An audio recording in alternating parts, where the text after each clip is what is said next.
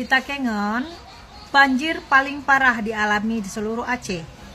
Dan penduduk sebenarnya lebih banyak adalah pendatang, yaitu dari Medan, Sumatera Utara, baik Batak itu maupun Melayu, dan dari Jawa.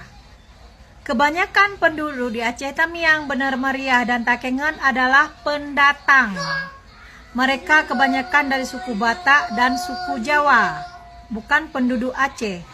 Jadi yang sedang Anda hina-hina ini adalah, yang Anda katakan tidak tahu terima kasih ini adalah saudara Anda juga.